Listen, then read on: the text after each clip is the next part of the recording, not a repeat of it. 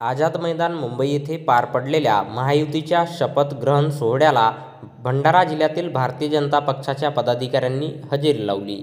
मुंबई येथील आझाद मैदान येथे दिनांक 5 डिसेंबर 2024 रोजी सायंकाळी 5:30 वाजता दरम्यान महायुतीच्या मुख्यमंत्री आणि उपमुख्यमंत्री पदाचा शपथग्रहण सोहळा पार पडला.